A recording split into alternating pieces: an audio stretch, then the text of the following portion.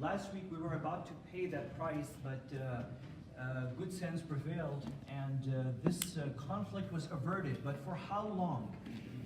Because we may have averted this conflict last week, but we may not be able to avert it next year or the year after.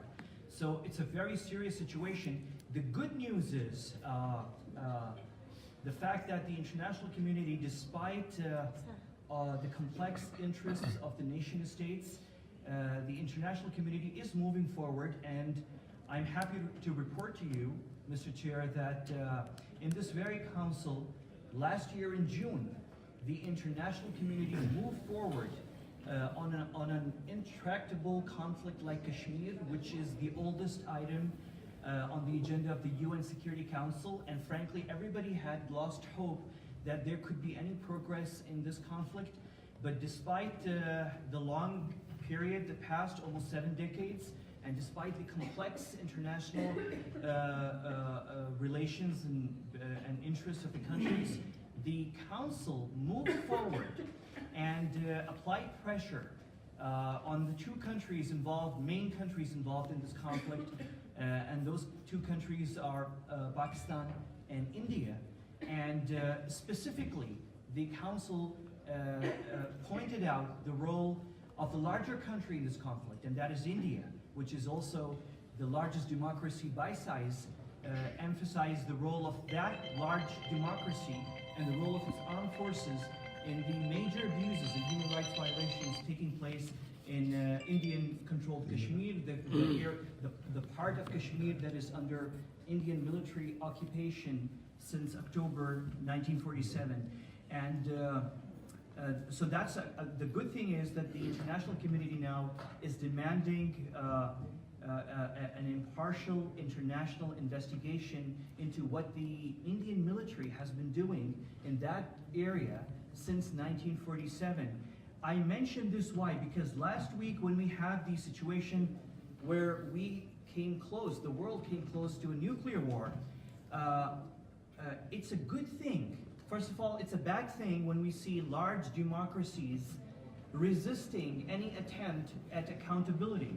And India is one of the large democracies that has been resisting any attempt at accountability and refusing to be accountable for what its armed forces and law enforcement have been doing in Kashmir. When the conflagration, when the crisis, the nuclear crisis between Pakistan and India erupted for 3 days last week, and the world held its breath, it was good to see that a large democracy like India is under tremendous international pressure, and this is a good thing.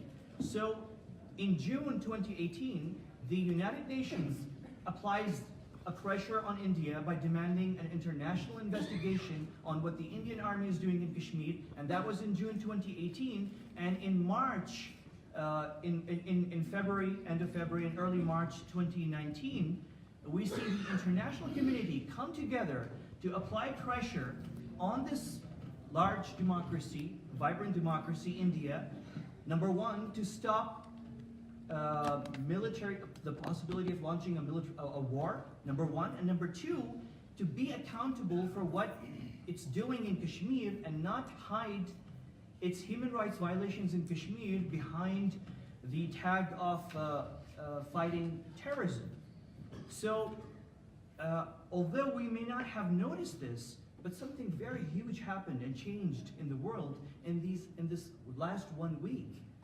For the first time, one of the major democracies of the world have been restrained and stopped by the international community through, of course, a lot of back-channel diplomacy involving major countries of the world. That large country has been stopped, number one, from launching a war to hide what it's doing in that conflict zone in Kashmir, number one, and number two, being, I would say, I would use the word bruised and pressured now into speaking up on the root cause of this whole conflict, and that is the human rights violations that this large democracy is involved in through its armed forces. So, and unfortunately, For 7 decades, we've seen the international community turn a blind eye to what the largest democracy of the world has been doing in Indian-occupied Kashmir. And I just refer, I will not throw around accusations that are not verified. I will just pick 3 or 4 things from the UN report of June, the report released by the Office of the Human Rights Commissioner in June 2018 that refers to mass graves, that refers to mass rapes by Indian soldiers, documented and documented, by the way, not within the UN system, but documented within the Indian judicial system, the police stations, the courts, all of them are documented. Mass graves, and of course the disappearances. And the new thing that India introduced to the conflict after 7 decades of the conflict continuing, last year in 2018, India introduced a new thing, a new way or method of fighting or suppressing the demands of the population in Kashmir, and that is the use of pellet guns, where hundreds of young Kashmiris, teenagers, young men and women have lost their eyesight in what the New York Times, in its major report on the use of pellet guns by the Indian Army, called this the epidemic of blind eyes. The first epidemic in the world of blind eyes, where an organized military actually went out to take out the eyesight of the young women and men who are unarmed. Maybe they were armed carrying stones, maybe, or sticks, but not armed beyond that, took out their eyesight. And this is the first time that it happened. So basically, we have 2 or 3 things coming together, and I conclude with this. When the international community allows a large democracy to continue human rights violations on a larger scale, complete impunity for 5, 6 decades, the world eventually reaches a situation like we have in that region, in Kashmir, where we were on the brink of a nuclear war, and we still are on the brink of a nuclear war in that region. And that nuclear war, if it erupts, it will not only impact that region, it will impact the world. And good sense has prevailed, but it was almost too late.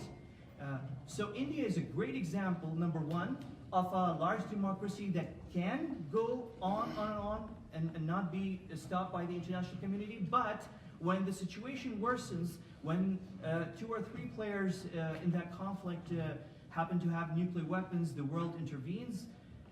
Better late than never. It's a good point where we are at, and it's good to see, as a human rights defender, it's good. I feel good to see India being held accountable for what it's been doing for the last 7 decades, and now, last week, when it tried to hide what it's been doing for 7 decades by launching a war, that the international community actually intervened to stop it from doing so.